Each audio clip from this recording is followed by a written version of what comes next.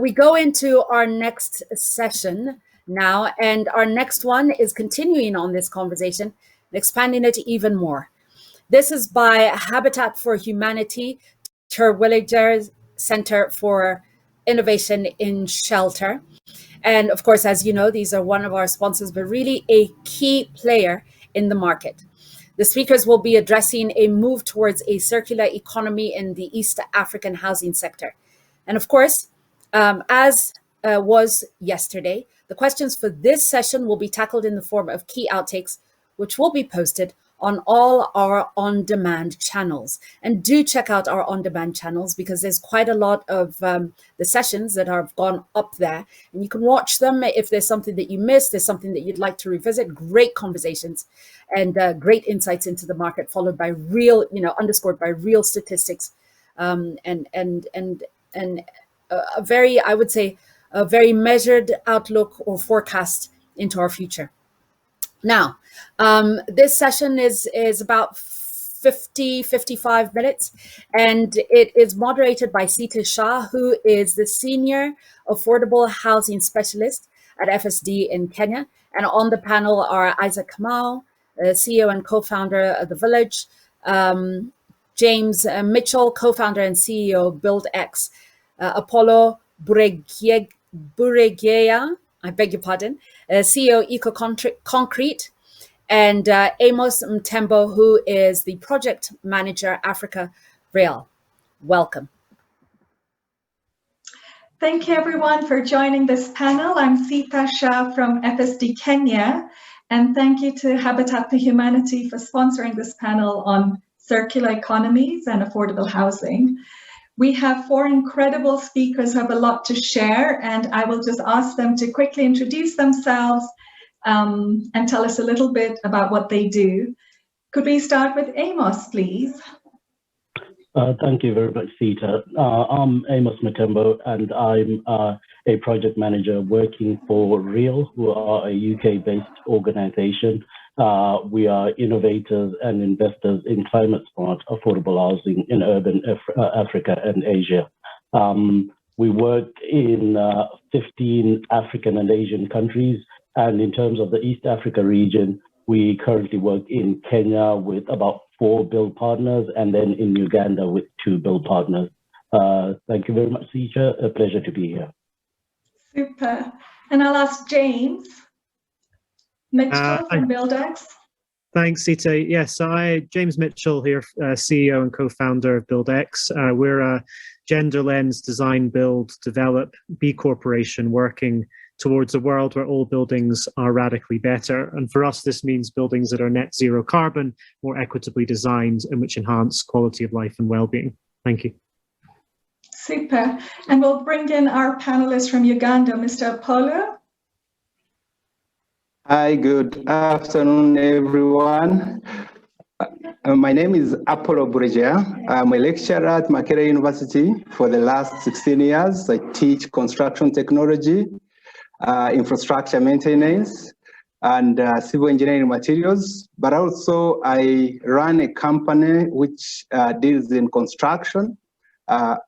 It also deals in digitization of construction processes and also production of materials, construction materials. Thank you. And lastly, Isaac, please. Isaac Kamau of Village. Yeah, sure. Hi, everyone. My name is Isaac Kamau. I'm the CEO and the co-founder of The Village. We are located in Nairobi, Kenya. And what we are doing is to democratize affordable housing for young people in urban centers in Africa through a model that is called co-living. So that's the space we are in, and we help people find affordable spaces as well as merge with the roommates. Super. We're going to learn a lot more about each panelist's business model, the opportunities they're pursuing, some of the barriers they're facing, and really come to recommendations of how we can work together to overcome these barriers and really deliver more climate smart and affordable housing. So I'll go straight first to Amos, please, from REAL as an investor. Amos, what are the current trends and enablers that REAL has seen in other markets that you want to bring to East Africa and that would support circular economies? Thank you, Sita. So I think at the moment we're leaning a lot quite towards what's happening in the Asian markets and with our Asian partners. And what we're seeing there is quite interesting sort of developments where a number of our partners are moving away from traditional, construction and build methods. So we've got a partner in India, Modulus Tech. When you look at the sort of technology that they're using, it's a construction method which allows them to pretty much provide flat pack sort of accommodation. The advantages of this is that it can, quickly be set up on site, used for a particular purpose, but then afterwards, it's relocatable, it can be reused, it can be repackaged. So quite a number of uses coming out of that, and a very environmentally friendly product that they're, showcasing. We've also got an incoming partner that we're currently looking at, which is Bamboo Housing, again in India. And I think what's quite interesting with them is, I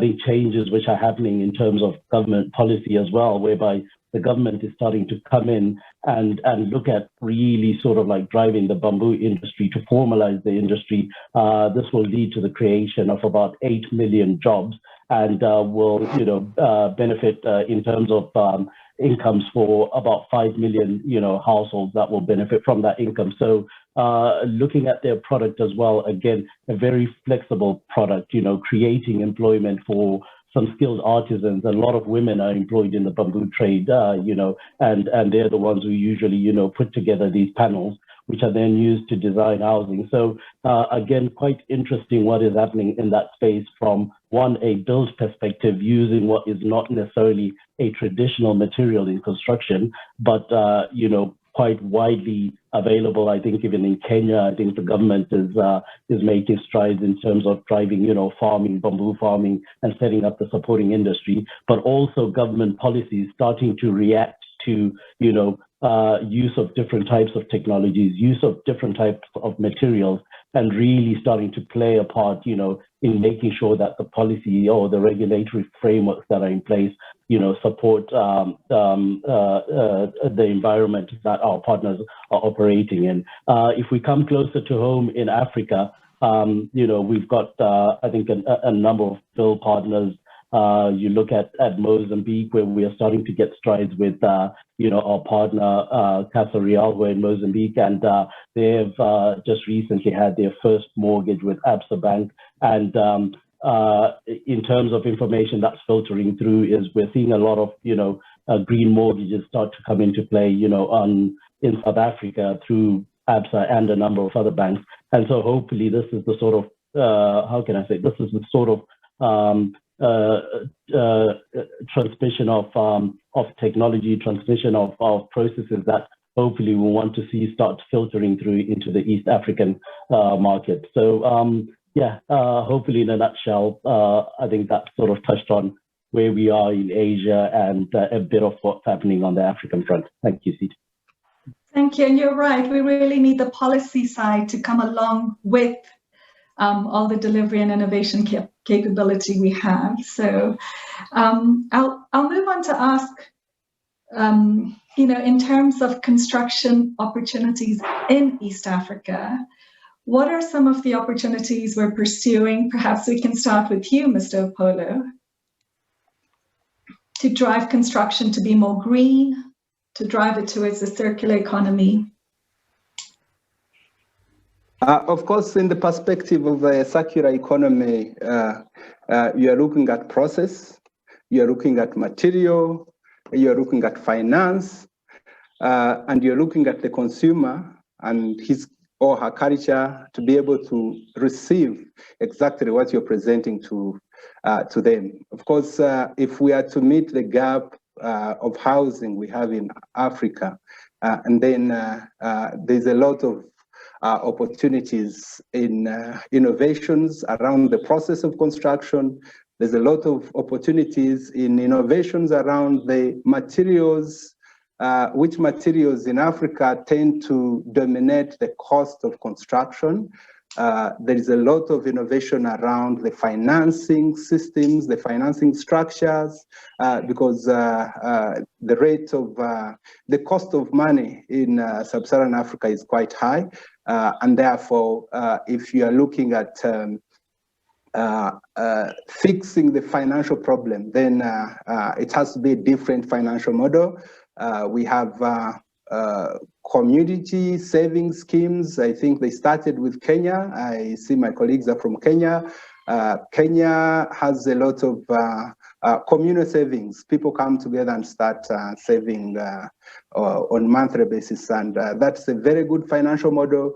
And also the opportunity of ICT, which delivers education, that the consumer is able to adapt to what works. The consumer is able to relate with the materials within the environment, and they are taught that yes, these materials are not degrading to the status of the consumer. So it's quite a lot. Yeah, Mr. Paula, I'd like you to tell us a little more. You'd shared just before about your eco-concrete. Could you tell us a bit about the journey? What is the difference in the cement you're producing, etc.? Yeah, so Eco-Concrete started as a company that wanted to focus on making precast construction materials, concrete materials.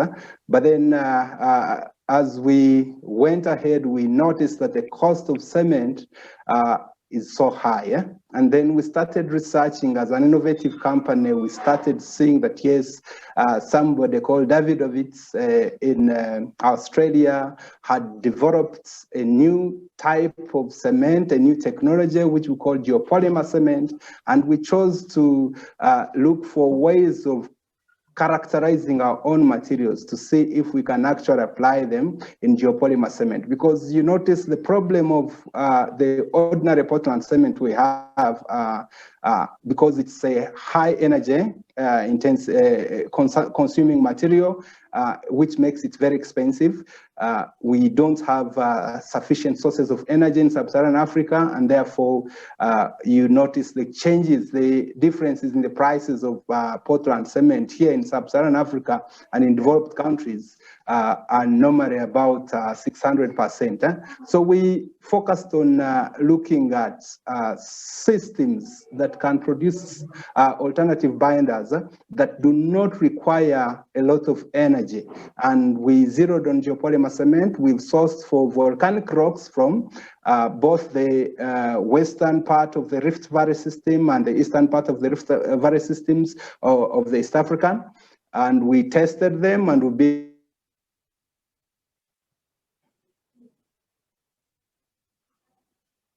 been able to activate them, and we have geopolymer cement, which we're moving towards commercializing now. Yeah, so as Eco-Concrete, we focused on that. We have geopolymer cement, but we're also trying out with bio-ashes. Africa being an agricultural continent, we are looking at how best utilize bio-ashes within the geopolymer cement system. For my colleagues, you notice the cement we use is based on the hydration. You add in water and then it gives you strength. But the geopolymer system does not, it uses water as a lubricant, but the process is called geopolymerization, not hydration, like the one we have in cement.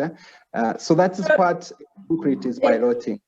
And could you give any specifics about, does it create how much carbon dioxide versus normal cement, etc.? Now, the biggest challenge of the current cement, Portland cement, is that however much you innovate around the processes that make cement, it will still have a lot of carbon dioxide, because the source of carbon dioxide is within the raw material, limestone, that makes the Portland cement.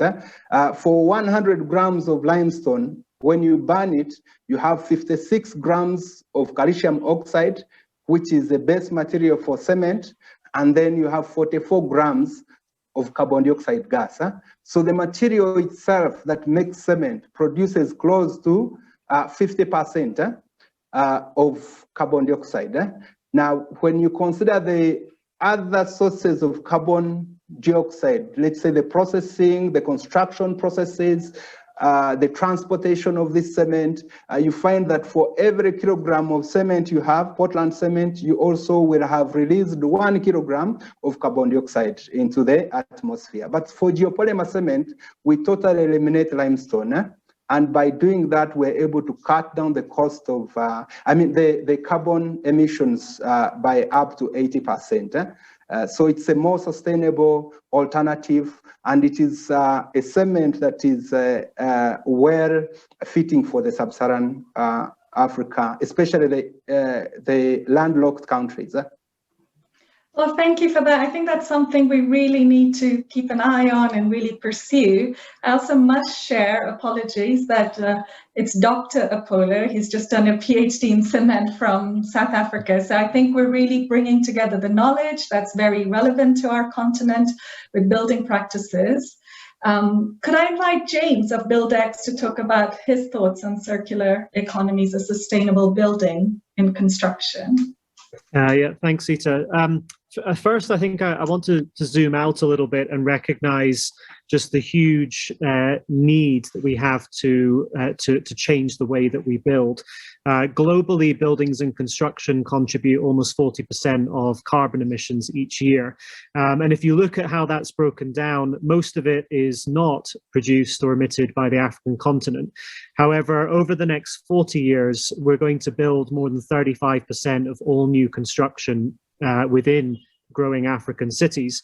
And so the carbon contribution that this part of the world has and the way in which we set about building is going to have a profound impact over the next 40 years, particularly the embodied carbon of materials. We increasingly have solutions, renewable energy tech, clean tech, and so on, to improve the operating emissions of buildings, and huge investment is and has been going into that. But in embodied carbon, where particularly concrete and steel are among the greatest perpetrators, and why materials like eco-concrete are also important, we really need to be changing the game around how we build. The material that BuildX is particularly interested in, and is a move that I feel as an industry we need to start looking at more seriously, is towards bio-based materials as opposed to mineral-based materials. Even if we can lower the carbon of materials like concrete, we're still extracting significant finite mineral resource. And so we need to look at materials that can replenish themselves, much like renewable forms of energy.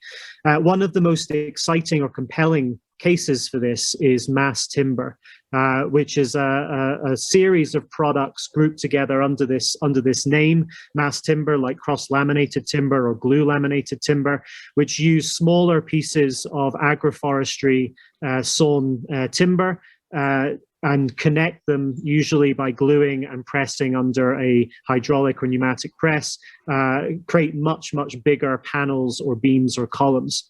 And this material, largely because of the carbon sequestration effect from forests, which if properly managed can be replenished sustainably over time, means that the net balance of carbon in that material is actually negative, meaning that we have sequestered more carbon from the atmosphere in the act of building than we have emitted in the process of creating that material.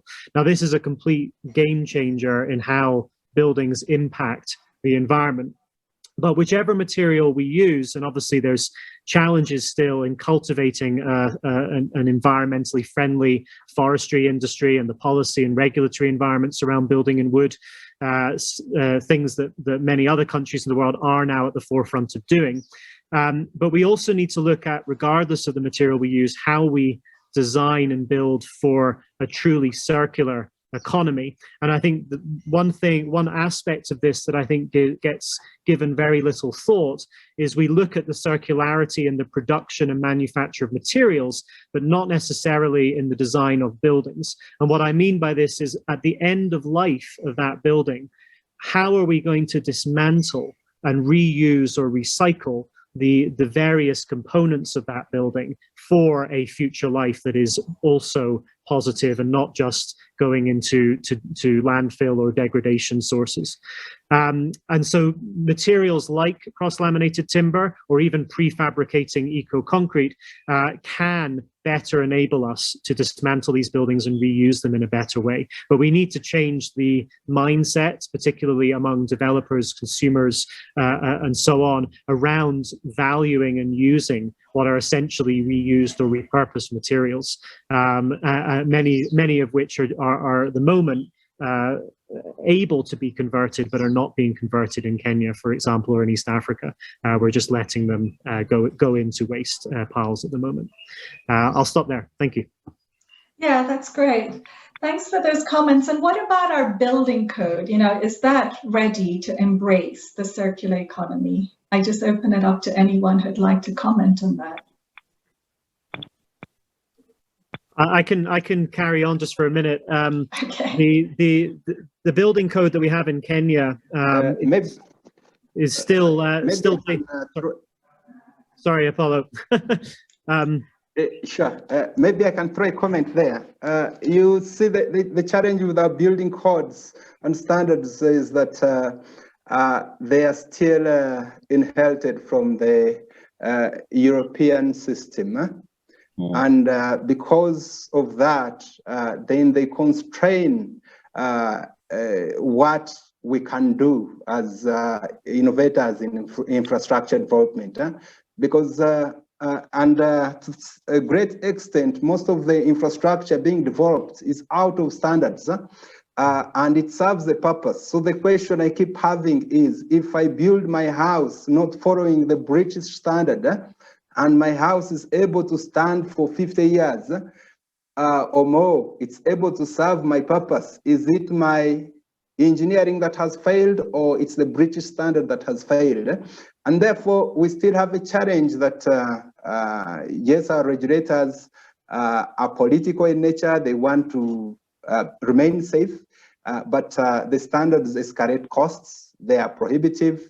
And we need to apply knowledge now that we now have good tools to accelerate application of innovative products. And we actually put these standards aside and forge a better way forward. Thank you. James?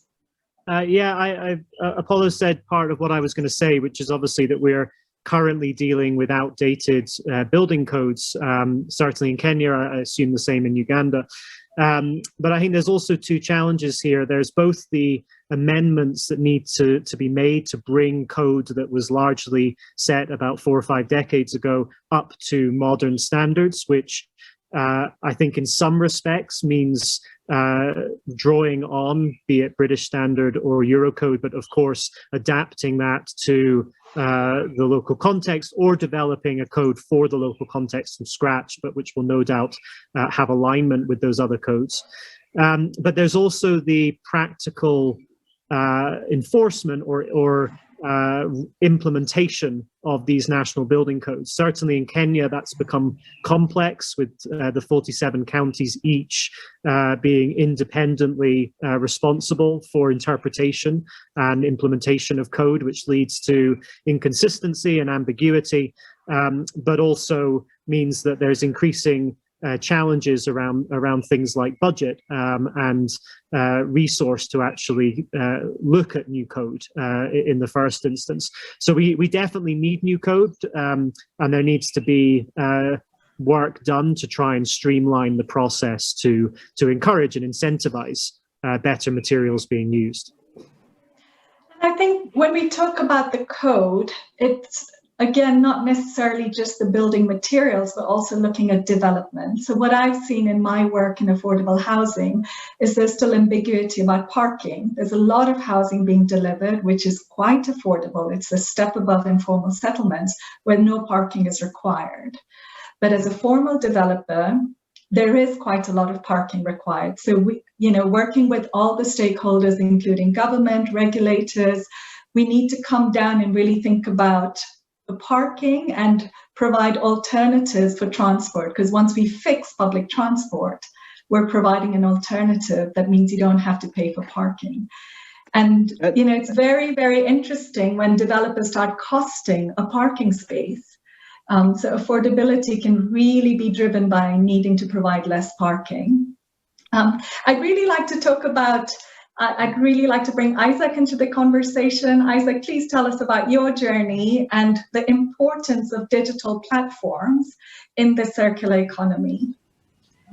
Thank you, Shita. I think for me, I will start with the mention that you just made about parkings. And for us, our approach in innovation has been based on the inefficiency that we have in urban centers.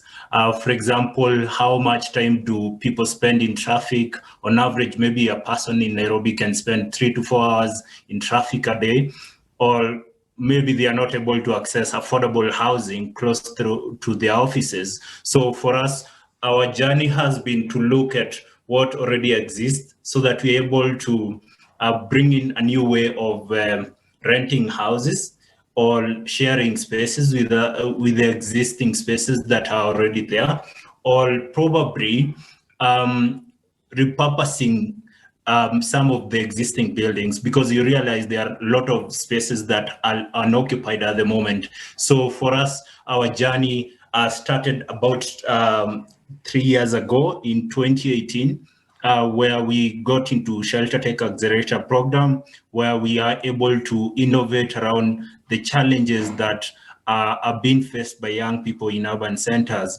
And for us, we've been focusing more on how do these people access such spaces that are available, and how can they be priced better by the owners so that they become more accessible for everyone, and so that we don't lose space just because we want to have better margins, but we can have better margins by allowing people to share spaces.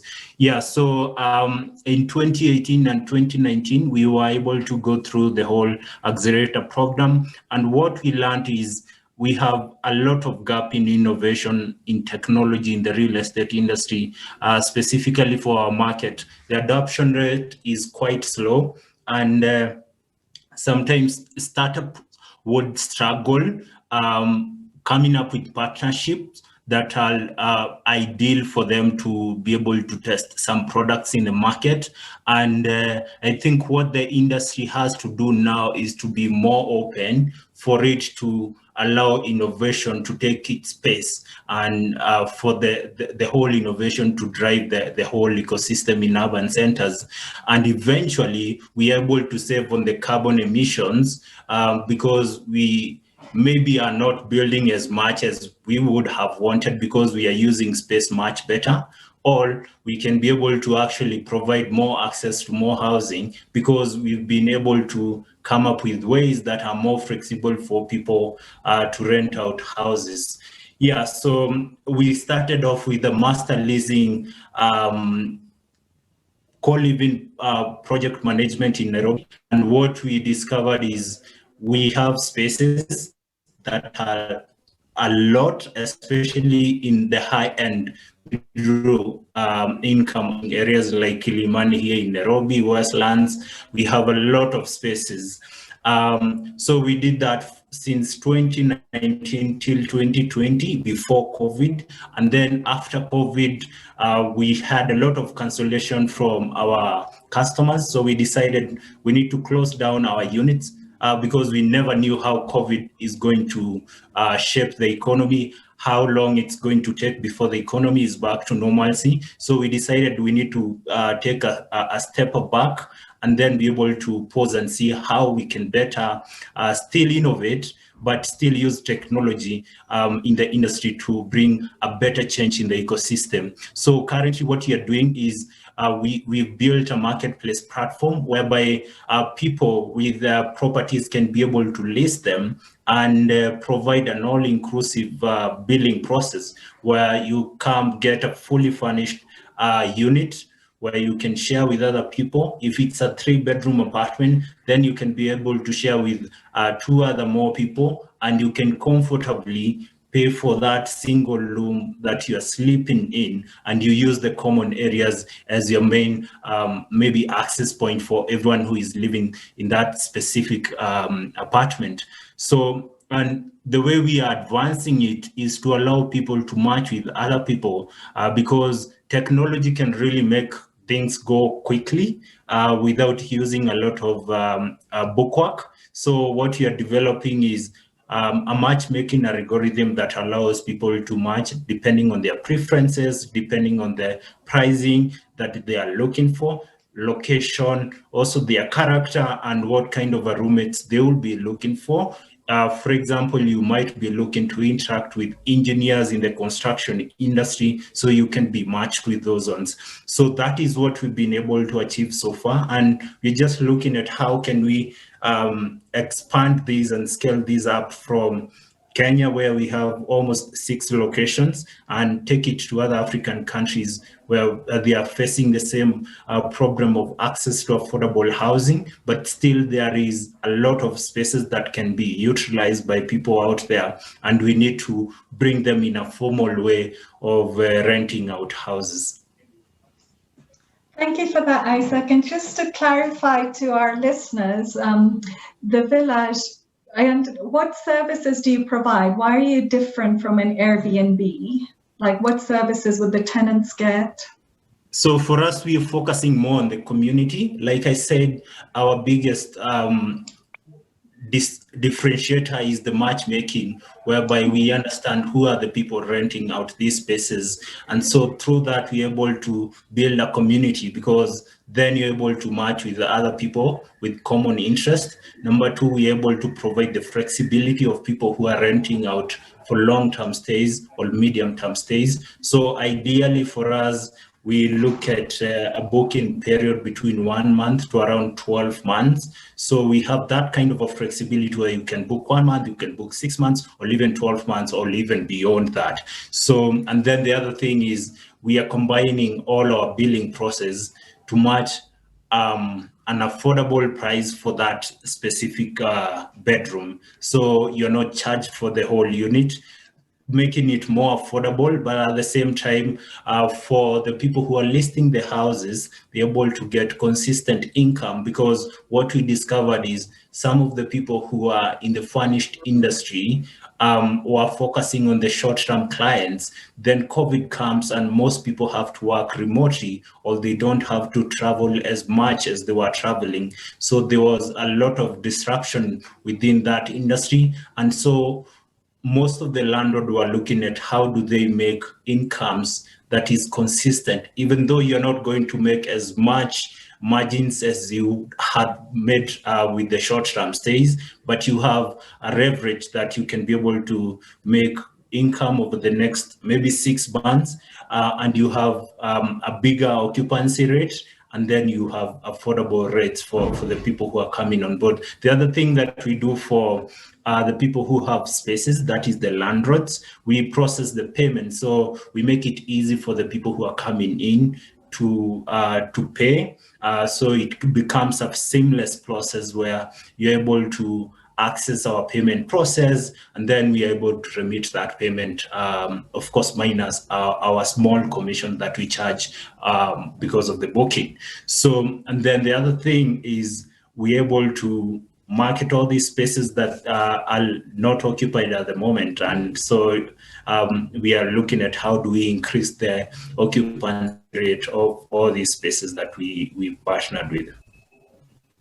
Thank you for that. And I think we should take a moment to reflect on COVID and how resilient we've all been. Like, looking back, it's like we've been adapting our business models, trying new things, etc. But it really, really makes a strong case for the patient capital that's required, because it's not my own research and understanding of the spaces. It's not lacking in innovation. But so many innovations are struggling to scale, and therefore really creating the patient blended finance kind of, I know Real brings patient blended finance long-term capital to Kenya, but encouraging models for domestic provision of capital as well. But sometimes it seems like we're too much in a hurry. We want an innovation to prove itself in a couple of years, and an appeal to everyone, all the stakeholders, is give time, give 5-7 years, let the business models mature, figure out the right space, overcome setbacks like COVID and other things to allow them to really meet the market that they're trying to. I'd like to ask Apollo or anyone else if you want to speak about the power of bringing in digital platforms to drive efficiencies in construction and particularly affordability. Apollo, would you want to add anything? Yes, thank you so much. Of course, with the presence of the tools of the fourth industrial revolution, with 5G, then we see an opportunity for us in Africa to accelerate, jump steps, be able to deliver more infrastructure that is able to become cheaper because now you are more efficient.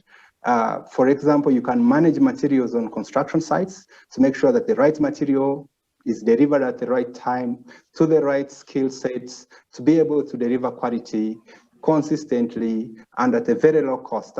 And I think that is within the scope of ICT to deliver. But at the same time, we see that, yes, we can scale, we can now apply infrastructure, especially housing, to pick on other information that is important for the policymakers to plan better, to make sure that the infrastructure is harmonized. I take a case of Kampala City in Uganda. Because we do not have good public infrastructure, roads, I think even Kenya, because we don't have trains, infrastructure that moves people quickly out of town. Therefore, all our high-rise buildings are empty when you go past the 4th level. If you have a 20-floor building, the floors that are occupied are the first 4. And purely because people are not going to access the buildings. The roads are jammed, and because there was no information to guide planning. So the ICT can be projected to gather information, which information can be applied for regulators to plan better. You cannot manage what you don't know. You can't, or what you can't measure. So ICT comes in to measure what we are doing. It also comes in to give us efficiency in delivery and management, like building information management systems. But it also comes in to give us freedom to move away from the standards we've been talking about. It also shoots to policymakers who make policies that are not consistent with the standards, with standardization, that then you develop structures which are mismatched with the needs of society. So with ICT, then we are able to measure, we are even able to measure engineering parameters like stresses in buildings to avoid dangers of building collapses. And if that information is there, then we are able to even make more economic designs instead of having very high factors of safety. But now you have monitoring gadgets, then you are able to make a leaner design which is affordable for so many people, and through that we can reduce on the gap of housing within sub-Saharan Africa. Thank you for that. So as we can see, there's just so much knowledge and so much enthusiasm to pursue a greener and more circular economy while simultaneously delivering affordable housing. Perhaps I can ask the panelists, what do we really see the barriers are, and what is the shift we need to see to deliver this recommendation? Could we start with you, James? Sorry, the line broke there, Osita, on your question. Can you just repeat? Not at all, sure. So given all this knowledge and enthusiasm on driving greener, more circular, more affordable housing, we still see a very slow delivery of the same. So what are the barriers we're seeing, and what's the shift we really need in our economies to enable this? Yeah, I mean, you've just been talking just now about finance and needing to have, I think, patient and to some extent risk-averse capital, which there are providers of, because a lot of these solutions simply need time to be tested. And we need to be also able to share and access data. I think one of the things that I'm consistently seeing in the industry is the number of different organizations, all with similar or at least overlapping mandates, carrying out often duplicate work or musing over the same challenges and obstacles that the whole market faces. And right now, I would even go so far as to argue there isn't an affordable housing market in Kenya right now, at least not of any particular size or note, for at least, and certainly not for formal developer participation at any scale. So if we're really going to unlock those opportunities and catalyze a market that we can all participate in, I think we need to be open sourcing data a lot more. We need to be funding and sharing research, and we need to be backing ideas to be able to pilot and scale. As I say, there are examples of this, and there are some partners doing it. Whether there's enough yet, probably not. But I think certainly there's often a lot of replicated studies that could get, we could move much faster as an industry if we all, I think, share that information much more freely. Thank you for that. Amos, would you like to come in and comment? Yeah, thank you very much, Sita. So I think adding on to what James has said, as a financial institution, we find that your traditional finance institutions at the moment are reluctant to come down market. So the role that we're playing as Real is we're coming in. We are aiding, research and development, within our partners. We support them through the R&D side, and then we provide that first step or first mile funding, to pretty much launch their pilot project, which we then, hoping that later on they can actually scale. But in order to do this, we need the traditional financial institutions to start coming in at that point to help us scale, because the margins in the affordable housing sector are razor thin. They're very small, and therefore the only way the industry will actually really make sense is if we can start to achieve that scale. I think the numbers tell us that, look, the demand is there, but we need to build up that scale and then be supported by the financial institutions. So I think the barrier really is the risk of aversity of like the larger sort of like players in the market. If they could step in and pick up from where I think Real has left and really start to crowd the market, I think we start to see, that larger sort of like impact of affordable housing, especially now when we're building our way out of COVID, where we're going to be short of not just material resources, but we're going to be short of financial sort of resources to actually meet the demand. I think that barrier, if we can get over that barrier, I think we really start to take, to move ourselves into, I think, what is a good space. But like James said, at the moment, I feel, affordable housing doesn't quite exist in a number of markets that we're working in. So maybe we could take a few minutes to reflect on an initiative that Real, FSD Kenya, and CAF are jointly sponsoring. It's called the Affordable Housing Investment Alliance, and it really speaks to just the comments that James and Amos have made.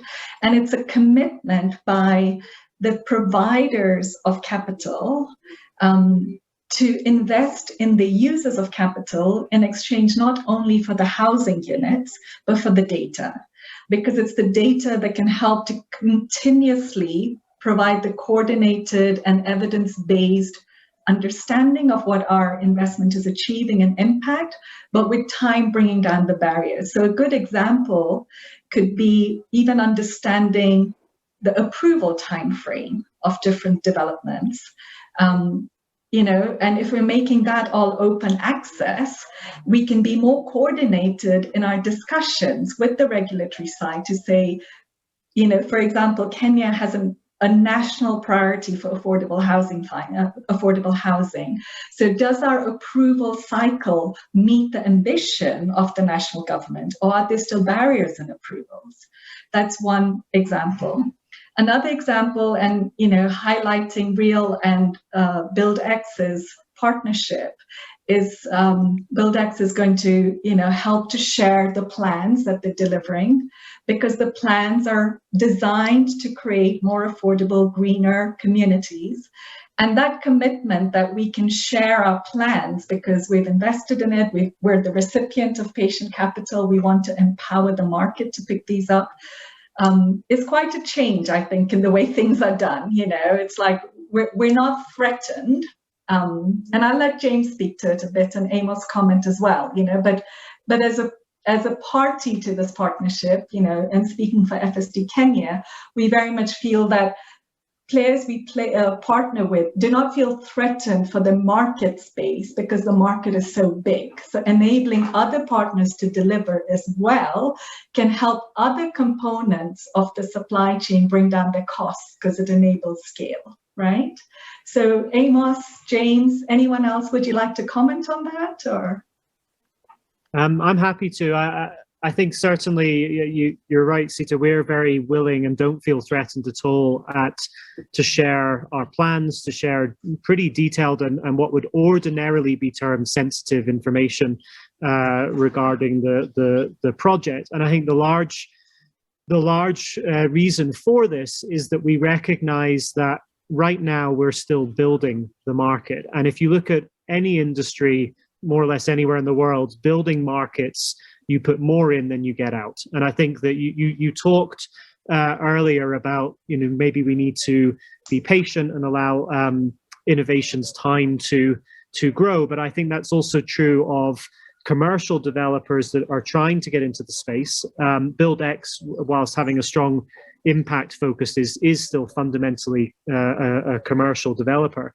But I think rather than appraising these affordable projects against the, let's say, the ordinary market commercials that they might be expecting to make on middle income or upper income developments, and then simply saying, well, this doesn't work. Well, of course it doesn't work at the moment. It only works really when we build the market and when we have scale.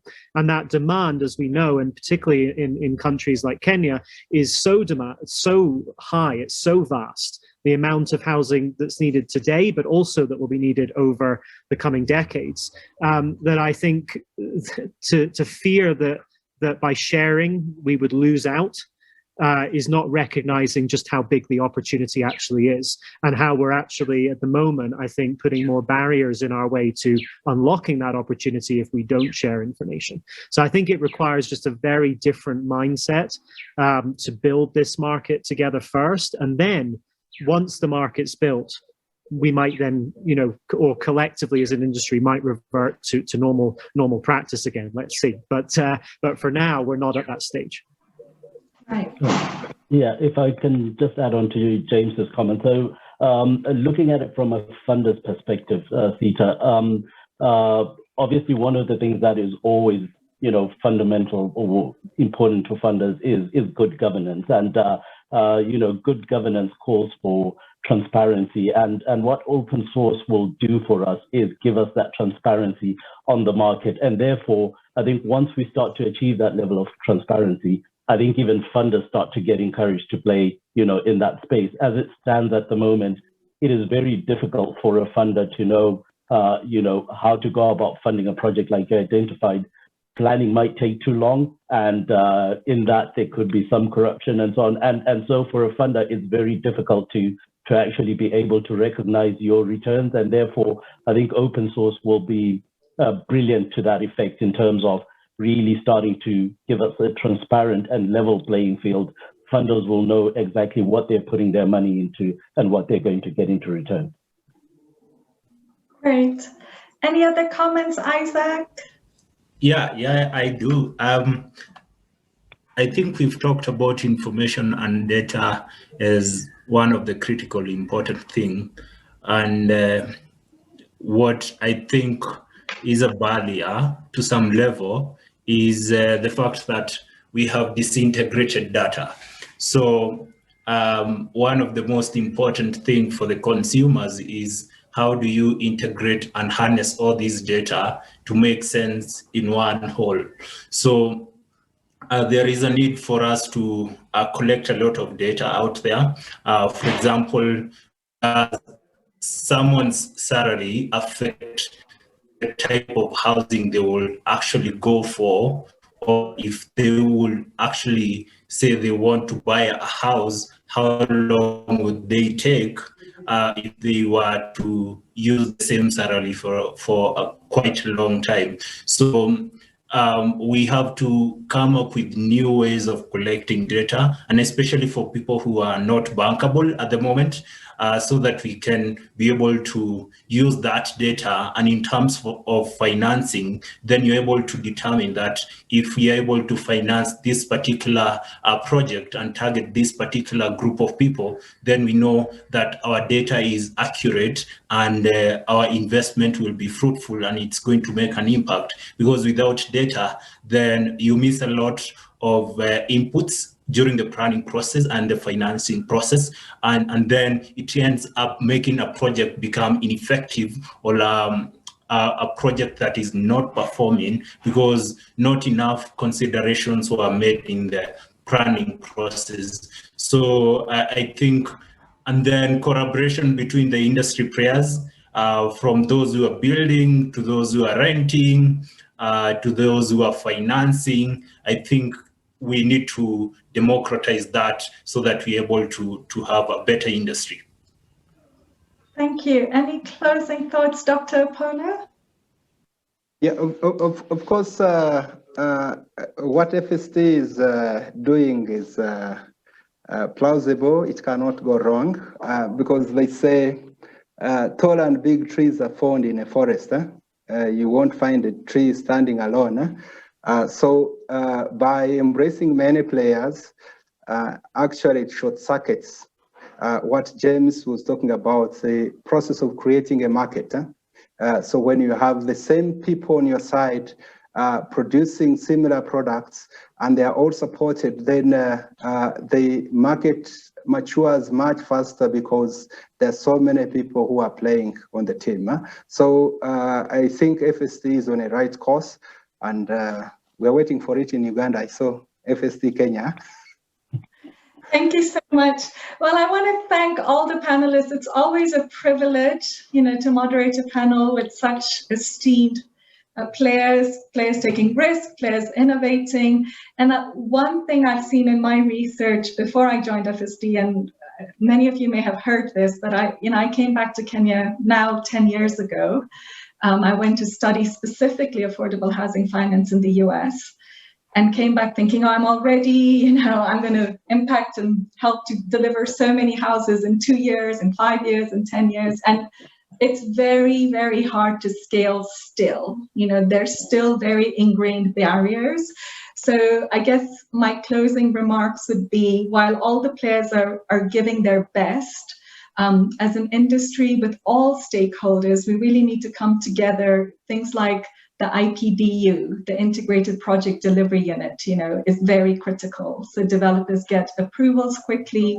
It would be good to track this open access initiative we're doing. It'd be good to track how long does it actually take for a project to go from concept to design, to financing, to approvals, to delivery, to offtake, and do it with a group of players, because it's only when a group comes together that the data is deep enough to understand, and collaborate with all the regulators to make it easier. A couple of initiatives FSD Kenya is pursuing. We're working with Kenya Green Building Council, Kenya Green Building Society. We're working on creating green building guidelines with 2 counties. So it's very much taking green design into planning itself. And there's a lot of work being done with the code, but a lot more still needs to be done to clarify the code, incentivize all players to think about the circular economy in the design stage and the operational stage as well. We're also creating a green materials and services directory. So anyone in the audience is involved in importing, making, delivering services on the green side, please do give your information to Kenya Green Building Society, because it's creating the market awareness that these products exist to enable uptake. My very last thought, unless anyone else has anything to say before we close the panel. Anyone? I'd like to quote a statistic from a report by the sponsor for this panel, Habitat for Humanity. They issued a very timely report in October 2020 called the Cornerstone Report. It's authored by, very acclaimed experts in the field, including Professor Maria from the Wharton School. And it brings a statistic that affordable housing in emerging countries is so underappreciated in terms of its impact on the economy, because so much of the activity is informal in incremental building, etc. And affordable housing could almost lead to 14 to 17% of GDP if we could account for all the activities. So perhaps it's again a plea for understanding the potential value of tax exemptions, because there should be a multiplier impact that comes out of it if given enough time. So without any more, I'd like to thank the sponsor, thank EAPI, and thank all the speakers for their time today. Thank you. Thank you.